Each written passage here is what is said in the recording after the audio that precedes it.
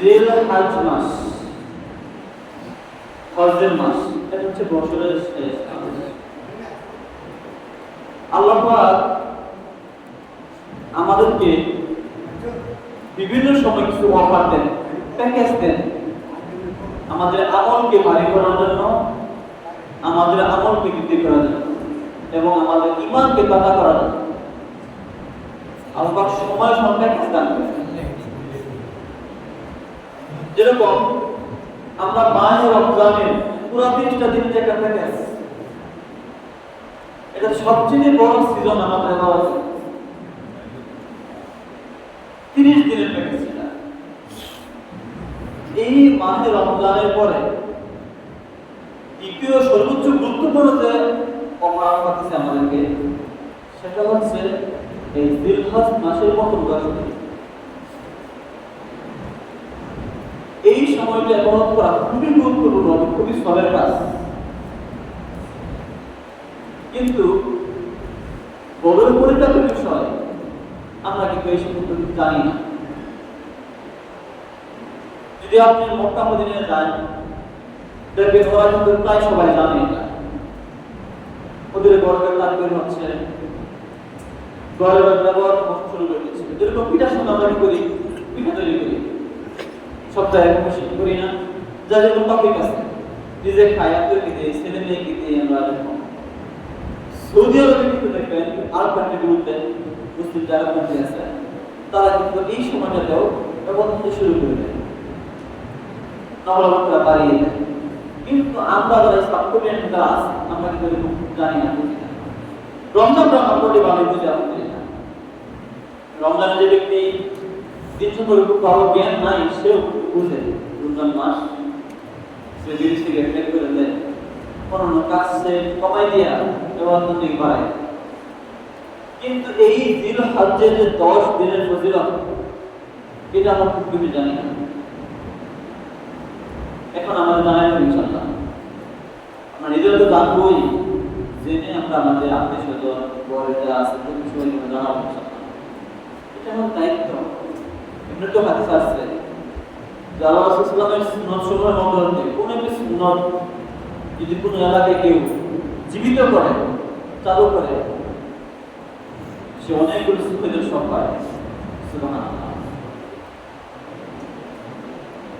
হাজিরিন, এই জিলহজ্জের শেষ 10 অত্যন্ত গুরুত্বপূর্ণ। আল্লাহ পাকের কাছে হাদিসে আছে, আল্লাহ পাক এই সময়ে বান্দা ইবাদতকে এত বেশি পছন্দ করেন, এত গুরুত্ব দেন, আল্লাহর কাছে এত প্রিয়, এমন প্রিয়, অন্য কোনো সময় এত প্রিয় হয় আল্লাহর কাছে।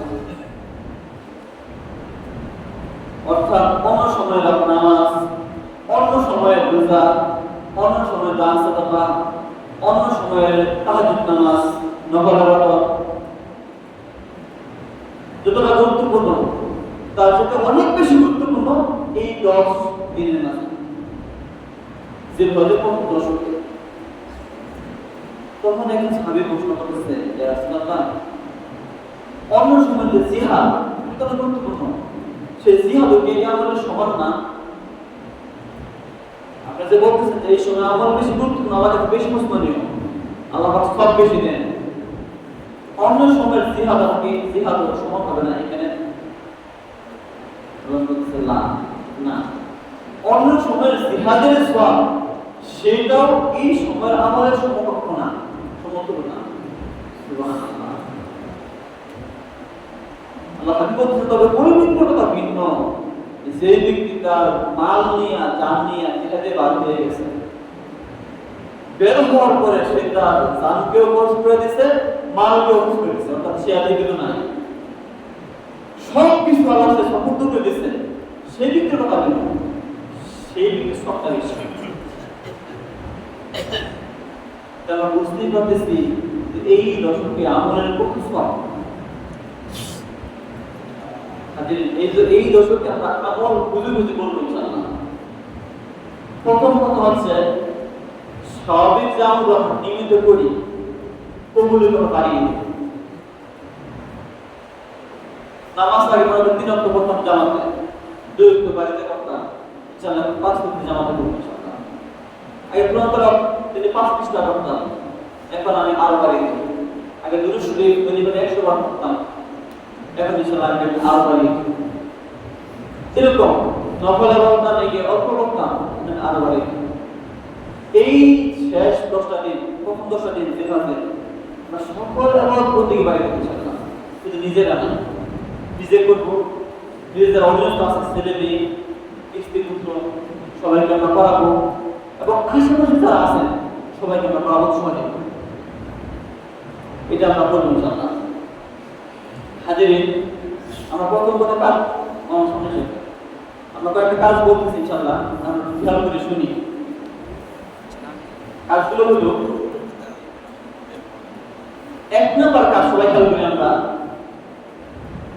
আমরা যারা কুরবানি দেব ইনশাআল্লাহ আমরা প্রত্যেককে এই জিলহজ মাসের 4 ওঠার আগেই আমরা আমাদের নখ, আমাদের মুখ, মাথার চুল, নাভির নিচের পশম, বগলের পশম এগুলো আমরা কাশটায় ফেলাই, কাটানোকে কেটে ফেলানো। হাদিসে আছে, যখন তোমরা জিলহজ মাসে চাঁদ দেখো, চাঁদ দেখার পরে তোমরা তোমাদের মাথার চুল, মুখ, নখ এগুলো ছোট করিও না, কাটিও না। কবরদার কথা হলে কুরবানি দেওয়ার পরে এগুলো কাটবা। এটা হচ্ছে হাদিস। এটা যারা কুরবানি দিবে তাদের ক্ষেত্রে এই কথা। এখন আপনারা প্রশ্ন করতে পারেন, হুজুর আমরা তো অনেকে কুরবানি দেব না, আমাদের সক্ষমত নাই, আমরা কি করব? হাদিসে কিন্তু এটারও প্রমাণ আছে, যারা কুরবানি দিবে না, সক্ষমতা নাই, তারাও নখ, চুল এরকম যা কিছু কাটা দরকার আমরা আগে কাটবো, অর্থাৎ চাঁদ দেয়ার কাটবো না। কিরকম একটা হাদিস আছে, এরকম আল্লাহ হাবিব কুরবানির কথা বললেন, তখন এক সাহাবী বলতেছে, রাসূলুল্লাহ আমার কুরবানি তো খুব তৌফিক নাই, তবে আমার কাছে একটা মানিনা আছে। মানিনা কি? মানিনা হচ্ছে এমন উটনি যে উটনি দুধ দেয়। আমরা আমাদের গাভী আছে না, গাভী দুধ দেয়, ওরকম যে উটনি দুধ দেয়, বাচ্চা আছে, ওই উটনি বলে মানিনা। রাসূলুল্লাহ একটা মানিনা আছে, মানে এটা আমার না, আমি একজনের কাছ থেকে নিয়ে আসছি আমার কাছে, এটা না আমি দেখতেছি, আমি কি এটা ঘুরে দিয়ে দিব? আমার নিজের কিছু নাই। আল্লাহ হাবিব বলছেন, না তুমি একটা কুরবানি দিও না, তুমি বড় একটা কাজ করবা, ঈদের দিন কুরবানি করে তোমার নখ, মুখ এগুলো যা পাবা তুমি কাটবা, তাহলে তুমি কুরবানি সব পাবা। এখানে উল্লেখ নাই, আগে তো উল্লেখ নাই, পরে তো উল্লেখ আছে। যে ইঙ্গিত ওলামাকেরা বলতেছে যে তুমি পরে তো উল্লেখ আছে, আগে তো বলা হয়েছে যে একটা কিছু বলা হয়েছে তুমি রাখবা, আগে রাখবা। এরকম আরেকটা হাদিস আছে, হযরত আব্দুল্লাহ ইবনে উমর, হযরত উমরের ছেলে, উনি আসলে খুব সুন্নত মানতেন। উনি একবার যাচ্ছেন, যাওয়ার সময় দেখেন যে এক মহিলা ওনার ছোট বাচ্চার চুল কাটাইতেছে, কখন কাটাইতেছে? চুল কাটাইতেছে 4 পরে, জিলহজ মাসের মাঝখানে, প্রথম দশকে, অর্থাৎ কুরবানি ঈদের আগে কোন এক সময় চুল কাটাইতেছে, কাটাইতেছে। তখন আব্দুল্লাহ উমর বলতেছেন, আপনি তো আপনার চুল, মেয়ে ছেলে চুল কাটাচ্ছেন, এখন যদি এই চুলটা আপনি কুরবানির পরে কাটাতেন, এটা অনেক ভালো হইত, অনেক উত্তম হইত। এই হাদিসটা প্রমাণ করে যারা কুরবানি দিবে না, সক্ষমতা নাই, তারাও যদি চাঁদ ওঠার আগে নখ কাটে, মুখ কাটে, যা কিছু কাটা তাদের কাটে, এবং পরে আবার কুরবানি পরে যদি কাটে, নামাজ পড়ে কাটে, তাহলে সেই কুরবানি সব পাবে। সুবহানাল্লাহ, উত্তম মুস্তাহাব। যদি এমন কারো অবস্থা হয়ে যায় যে কোনো কারণে সে আগে কাটতে পারে নাই, তার নখ অনেক বড় হয়ে গেছে, তার তো কাটতে হবে, তার আগে পরিষ্কার হওয়া লাগবে। যেমন নাভির নিচে পশম 40 দিনের ভিতরে কাটতে পারে, কেউ আগে কাটতে সুযোগ পায় না, অনেক বড় হয়ে গেছে, তার তো কাটতে পারে।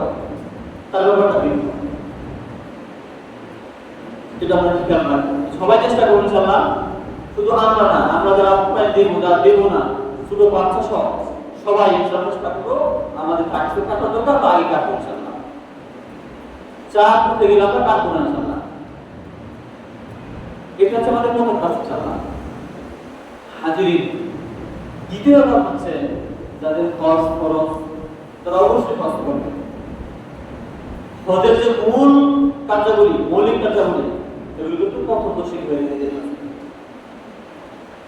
হাদিস শুনছে গত সপ্তাহে, যে ব্যক্তির হজ খরচ হইল এরপরে হজ করলো না, আল্লাহ বলতেছেন সেই ব্যক্তি ইহুদি হইয়া করো অথবা খ্রিস্টান হইয়া করো, এতে আল্লাহ পাকে কিছু যায় আসে না। এটা আমরা খেয়াল করতে না। তৃতীয় নম্বর কাজ হচ্ছে এই দশকের আমরা ইনশাআল্লাহ কুরবানি করব। বলেন কি করব? কুরবানি করব। যাদের 12.5 তোলা রূপা অথবা 7.5 তোলা স্বর্ণের রয়েছে, অত সমপরিমাণ মূল্য রয়েছে,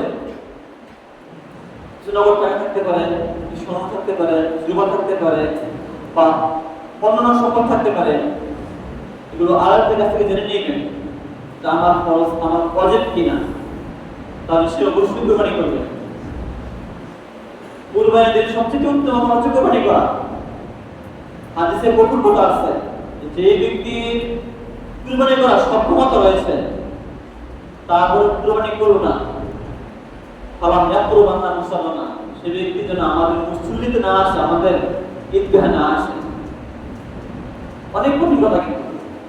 কিন্তু হাবিব সাল্লাল্লাহু আলাইহি ওয়াসাল্লাম যখন মদিনায় গিয়েছেন, মদিনায় যাওয়ার পরে উনি কোনোদিন একটু যাওয়া বাদ দেন না। এটা নিয়মিত আমল ছিল। সেটা আমরা চেষ্টা করব। আমরা হাবিবের ইন্তেকালের পরেও হযরত আলী প্রত্যেক বছর ওনার জন্য দোয়া করতেন। রাসূলের পক্ষে দেখো দিকে যাচ্ছি না, এটা হচ্ছে আরেকটা আমল আমাদের এই সময়ে আমরা এই কাজটা বেশি বেশি করবো ইনশাআল্লাহ। কুরবানি সময় দেওয়ার চেষ্টা করলে ক্ষমতা আছে। এরপরে কথা হচ্ছে এই 10টা দিন আমরা আমাদের এক নম্বর কাজ, আমাদের ঈমানকে আমরা জাগাবো, ঈমানের ধারকে তেজকে আমরা বাড়াই দেবো ইনশাআল্লাহ। কিভাবে? আমাদের আমলের মাধ্যমে। আমরা যে আমল নিয়মিত করি ওগুলো আমরা বাড়াই দেব। মনে করেন সপ্তাহে 2 একবার আমরা প্রতিদিন খাওয়াতাম, গরিব মানুষ খাবার দিতাম, আমরা সেটা বাড়িয়ে দিই। নামাজ পড়তাম অল্প, আমরা বাড়িয়ে দিই। জামাত পড়তাম 5 ওয়াক্ত, 4 ওয়াক্ত পড়তে পারতাম না, প্রত্যেকে তো জামাত করলাম না, প্রতিরাত বাড়িয়ে দেবো, দুরূদ বাড়িয়ে দেবো, জিকির বাড়িয়ে দেবো, সবকিছু আমরা বাড়িয়ে দেবো ইনশাআল্লাহ। এটা একটা আমাদের কাজ এই সময় ইনশাআল্লাহ। আর একটা কথা হচ্ছে বেশি বেশি জিকির করবো, নামাজ জিকির, রোজা জিকির, ঠিক আছে, আরো জিকির করলাম বেশি বেশি, আল্লাহর নাম নিব, কালিমা পড়বো, সুবহানাল্লাহ, আলহামদুলিল্লাহ, আল্লাহু আকবার, এগুলো বেশি বেশি পাঠ করবো ইনশাআল্লাহ। পারবো না ইনশাআল্লাহ? হাজিরিন, সাহাবাগণ থেকে এরকম বর্ণনা আছে, এই শেষ 10 দিনে অনেক সাহাবাগণ যেখানে মজদা হইতো, মানুষ থাকতো, বেশ করে বাজারে তারা যেতেন, যাওয়ার পরে একটু দূরে তারা তাকবীর পাঠ করতেন, আল্লাহু আকবার, আল্লাহু আকবার, লা ইলাহা ইল্লাল্লাহু, আল্লাহু আকবার, আল্লাহু আকবার, ওয়ালিল্লাহিল হামদ, দূরে তারা পাঠ করতেন। এতে কি হতো? অপরা শুনে তাদের মনে হয়ে যেত, আরে আমার পাঠ করা দরকার। কেউ করছেন? এটা আমরা করবো। যখন আমরা ঘরে ঢুকবো, আমাদের সালাম দেওয়া ঢুকবো, ঢুকার পর একটু দূরে তাকে দূরে আমরা আল্লাহু আকবার, আল্লাহু আকবার বলবো। এতে কি হবে? আমার ছেলে মেয়েরা আছে, আমার স্ত্রী, আমার আশেপাশের লোকজন তারা শিখবে, আমারটা চালু হবে। এই আমারটা কিন্তু নাই, আমাদের কাছে চলে গেছে, এখন মৃত পাই আমরা এটা করবো ইনশাআল্লাহ।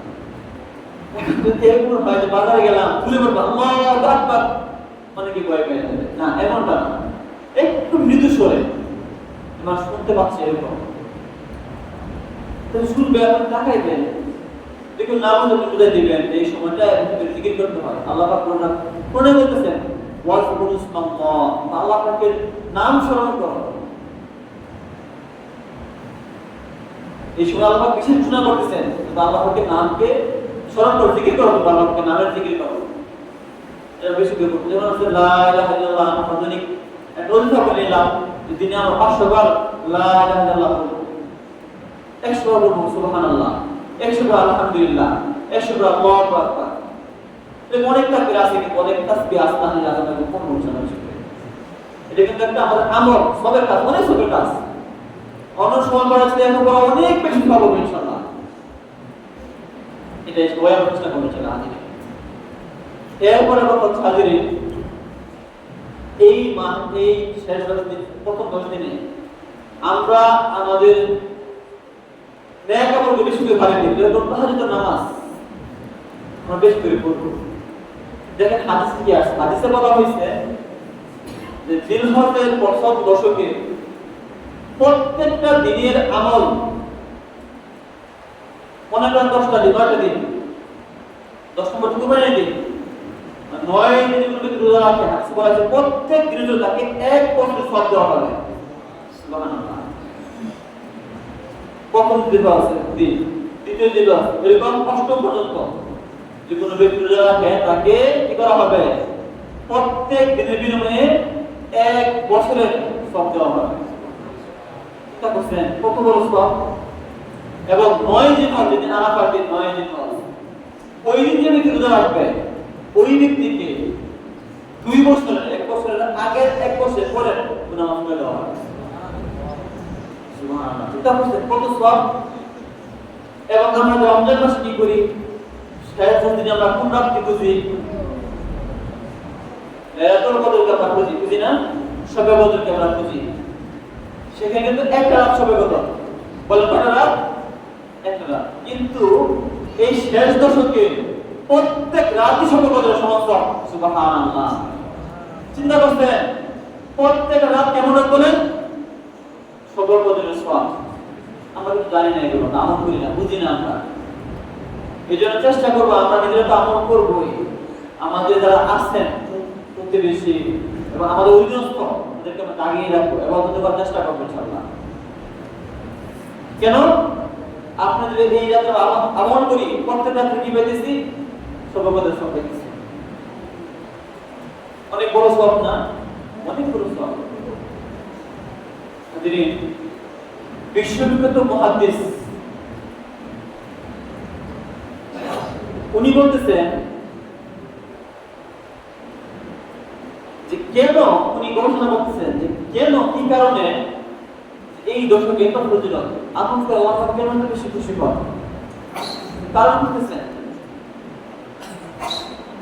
কারণ খুঁজে পড়ে নিয়ে ভাবতেছেন যে এই 10টা দিন এমন দিন যে যেমন মনে করেন নামাজ রমজানে থাকে, এই 10 দিন নামাজ থাকে, তো নামাজ সব জায়গায় আছে। রোজা রমজানে আছে, এই 10 দিন রোজা আছে। যাকাত রমজানে দেই, রমজানের বাহিরে দিই, এই 10 দিন দেওয়া যায়। ঈমান সারা বছর থাকে, আমরা ঈমান মুসলমান, রমজান থেকে এই 10 দিন আমাদের ঈমান থাকে। কিন্তু হজ এমন একটা ইবাদত যেটা কিন্তু সারা বছর বিশুদ্ধ, বাকি 9 মাস থাকে না, রমজানে থাকে না, কিন্তু এই সময় কি থাকে? হজ থাকে। হজ একটা বিশেষ ইবাদত। হাদিসে বলা আছে আল্লাহ যতগুলো দিন সৃষ্টি করেছেন, এই সমস্ত দিনগুলোর মাঝে যে আরাফার দিন সবচেয়ে উত্তম দিন। সুবহানাল্লাহ। এর চেয়ে উত্তম কোন দিন আপনি আল্লাহ তৈরি করেন নাই। এবং সেই দিনে হজ আছে আল হাজ্জু আল আরাফা, হজ মানে আরাফা অবস্থান করা। সেই দিনটা কিন্তু এই 10 দিনের মাঝখানে আছে, যেটা কিন্তু রমজানেও নাই, অন্য সময়েও নাই।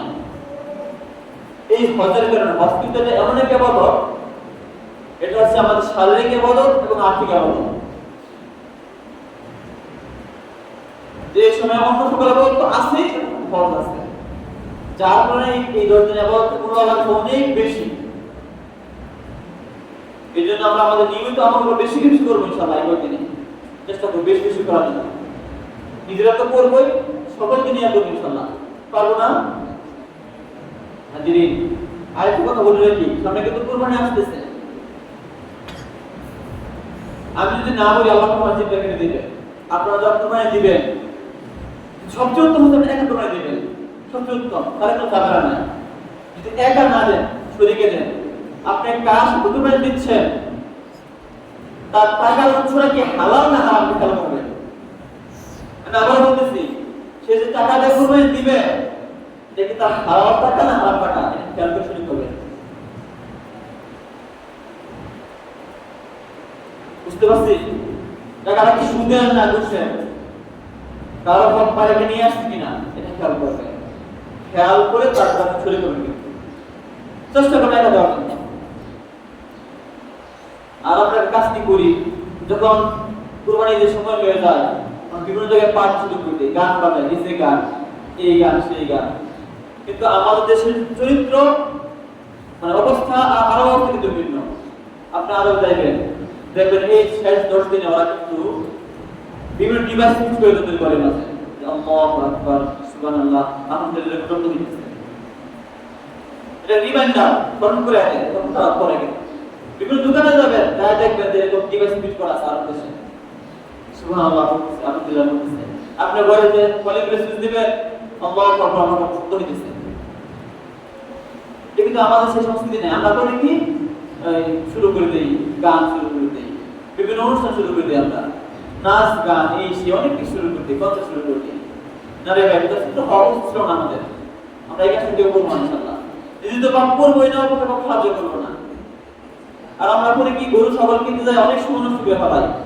এই জিনিসটা অনেক গুরুত্বপূর্ণ। রমজানের পরে যে সবচেয়ে বড় সিজন, এটা কিন্তু জানি না, এটা অত করি না, এদিকে আমরা খেয়াল করবো ইনশাআল্লাহ। এই দশদিন ইবাদতের সময় ইবাদতে কাটাবো, নিজে করবো আর আশপাশ সবাইকে আমরা পড়াবো ইনশাআল্লাহ। আল্লাহ পাক আমাদের তৌফিক দান করুন। তাহলে ভাই কি শিখলাম আমরা ইনশাআল্লাহ? আমরা শিখলাম এই কয়দিন বেশি আল্লাহ পাক তাকবীর পাঠ করব, জিকির করব, আমরা ইবাদত বন্দেগী বাড়িয়ে দিব। তারপরে আমরা আমাদের ত্বক, মুখ, অন্যান্য সবজি কাটার দরকার হয়, আমরা এই 4 বছর আগেই কাটবো এবং পরে কুরবানি দেওয়ার পরে আমরা কাটবো। এর মাঝখানে আমরা কাটবো না। শুধু আমরা নিজেরা না, আমরা আমাদের যারা স্ত্রী পুত্র আছেন, সন্তান, ছোট বড় সবাইকে বলবো এটা। তবে যাদের কষ্ট করবো, আমরা কষ্ট অবশ্যই করবো। যাদের কুরবানি অবশ্যই কুরবানি করবো ইনশাআল্লাহ।